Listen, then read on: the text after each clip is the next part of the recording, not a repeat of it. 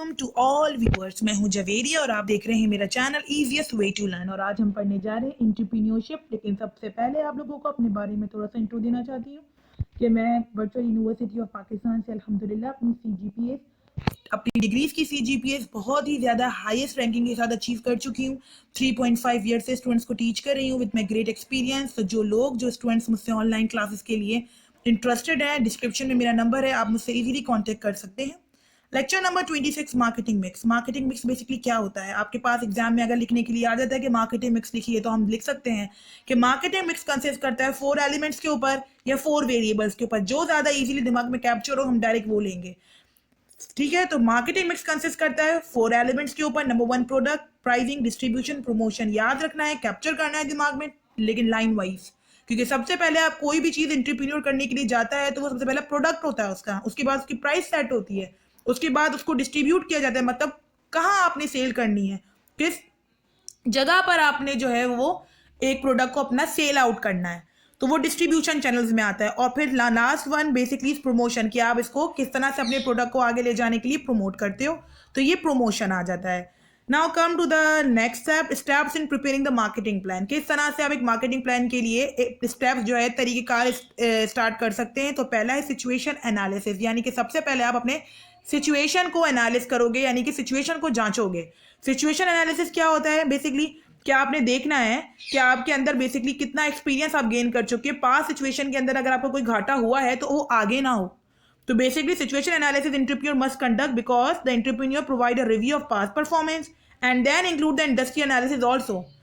और industry analysis का मतलब है कि इंडस्ट्री का बेसिकली एनालिसिस करना कि मार्केट कितनी बड़ी है, अभी किस तरह से मार्केट की ग्रोथ चल रही है, कैसे सप्लायर्स हैं, किस तरह की इकोनॉमिक कंडीशन है। MCQs अमूमन आता है इंडस्ट्री एनालिसिस के हवाले से, आप इसको हाईलाइट कर दीजिएगा। The second step in marketing plan is to define the target market and the entrepreneur must analyze opportunities and threat। यही मेरी वर्डिंग अपने वहाँ डिलीवर करनी है। आपका स्टेप नंबर 2 की तमाम चीज़ें कवर हो जाएंगी। अब मैं आ जाती हूँ मार्केट सेगमेंटेशन। मार्केट सेगमेंटेशन का मतलब है कि आपका कारोबार तो एक ही है, लेकिन एक से ज़्यादा आपने अपनी मार्केट में उसको डिवाइड कर दिया। मीन्स कि आपने छोटी छोटी शॉप्स में डिवाइड कर लिया। तो basically market segmentation is a process of dividing the market into smaller homogeneous groups, ठीक है, क्योंकि हर जगह आपकी शॉप में तो काम एक ही हो रहा है ना, होमोजीनियस मतलब एक जैसा। अब मैं आ जाती हूँ step number 3 is to consider the strength and weakness. The third step, an entrepreneur must analyse the strength and weakness. आप ये भी लिख सकते हैं कि उसकी स्ट्रेंथ क्या है, उसकी वीकनेस क्या है, वो सब चीज़ों को कंसीडर करेगा। Establish goal and objective. The fourth step basically is to establish the goal, ठीक है, क्योंकि सबसे पहले एंटरप्रेन्योर को चाहिए कि वो अपना इस्टेब्लिश कर ले गोल और एनालाइज कर ले अपना ऑब्जेक्टिव को, ताकि वो अपनी स्ट्रेटेजी को गुड बिल्ड कर सके। तो हम ये लाइंस वहाँ पर बिल्कुल डिलीवर कर सकते हैं। डिफाइन द मार्केट स्ट्रेटेजी, सबसे पहले फिर वो उसको चाहिए कि फिर 0.5 के अंदर कि वो अपनी स्ट्रेटेजी को डिफाइन करे कि किस तरह की स्ट्रेटेजी वो लेके जाना चाह रहा है प्रोडक्ट और सर्विस के हिसाब से, यानी कि प्रोडक्ट के दरमियान जो भी सर्विसेज दी जाती हैं उसको प्रीफर करता है या कस्टमर की सर्विस को प्रीफर करता है। मीन्स के प्रोडक्ट में जो सर्विसेज दी जाती हैं, सेकंड लाइन आप लोगों को दिख रही होगी कि शो हो रही है आपको स्क्रीन के ऊपर कि it involve packaging, brand name, price, warranty, image. यही सारी चीज़ें जो हैं वो प्रोडक्ट और सर्विस की निशानी है। मतलब कि आप प्रोडक्ट के लिहाज से जो सर्विस दे रहे हो, तो या तो चाहे आप packaging, brand name, price, warranty, image, service, features and style, ये सारी वो चीज़ें हैं जो प्रोडक्ट और सर्विस का खासा है। तो आपने इसको लाइन को हाईलाइट कर लेना है अपने पास, क्योंकि इसमें से MCQs बेशतर आ जाता है। कस्टमर सर्विस, यानी कि अपने कस्टमर को काफ़ी अरसे से अगर आप कोई प्रोडक्ट दे रहे हो या फिर अपने पास कस्टमर को ऐसे सेटिस्फाई करो कि वो आपका लॉयल कस्टमर बन जाए, ठीक है। तो meeting customer need and creating loyalty, okay. Now pricing.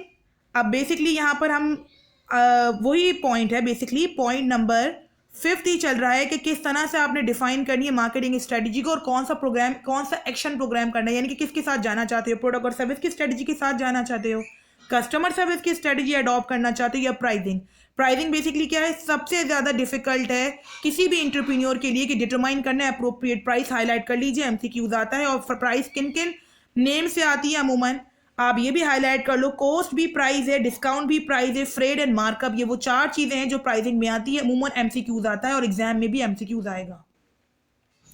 Distribution के अंदर बेसिकली कि आप किस जगह पर जाकर अपने प्रोडक्ट को सेल आउट करना चाहते हो, मतलब कि आप कौन सा प्लेस ऐसा कन्वीनियंट है जहाँ पर आप इजीली अपने प्रोडक्ट को सेल आउट कर सको। दिस फैक्टर प्रोवाइड यूटिलिटी और make the product convenient to purchase, that's it. Enough है ये बेसिकली। प्रमोशन यानी कि आप अपने प्रोडक्ट को किस तरह से प्रमोट करना चाहते हो, कि आप प्रमोशन स्ट्रेटजी अडॉप्ट करना चाहते हो, तो प्रमोशन स्ट्रेटजी में यही है कि लोगों को पता चले आपके प्रोडक्ट के बारे में। तो entrepreneur need to inform customer to the product viability by the using of advertising, media, print, radio और टेलीविजन, दैट्स इट, इनफ है ये। सिक्स स्टेप बेसिकली है कि कोऑर्डिनेटिंग द प्लानिंग प्रोसेस, यानी कि जो भी प्लानिंग प्रोसेस आपने ऊपर अडॉप्ट किया है उसके साथ कोऑर्डिनेट करना। फिर है designing responsibility for implementation, just आपने इसके स्टेप्स के ऊपर फोकस रखना है, क्योंकि अब आपका कुछ भी ऐसी चीज नहीं है जो आप अंदर से मतलब बेसिकली इसके डिस्क्रिप्शन में से आप इसको कट करो या फिर माइंड में कैप्चर करो। सिर्फ स्टेप नंबर 6 है coordinating of the planning process, यानी कि जो भी प्लान बनाया उसके साथ कोऑर्डिनेट कर दिखाओ। स्टेप 7 है कि डिजाइनिंग रिस्पॉन्सिबिलिटी फॉर इम्प्लीमेंटेशन, यानी कि आप जिम्मेदारी लो, क्योंकि जितने भी काम थे अब आपने कर लिए। स्टेप 7 है कि आपको इंप्लीमेंट करके दिखाना है, यानी कि एक्शन करके दिखाना है। Budgeting the marketing strategy, okay, यानी कि बेसिकली अपना बजट देखते हुए प्रिपेयर करना है अपना फाइनेंशियल प्लान। सो आप यहाँ पर देख सकते हैं लाइन नंबर 2 के budgeting will be useful in preparing the financial plan, that's enough. अगर डिस्क्रिप्शन के लिए आ जाता है तो स्टेप 8 में आप यही लिखकर आकर इसको लीव आउट कर सकते हो। Implementation of the marketing plan, now अब जो भी हमने स्टेप्स किए थे अब उसको इंप्लीमेंट कर दिया और मॉनिटरिंग कर लिया अपनी प्रोग्रेस को।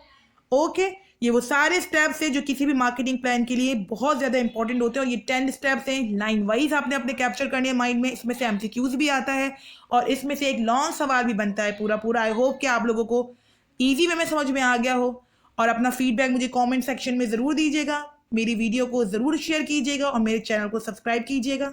Thank you.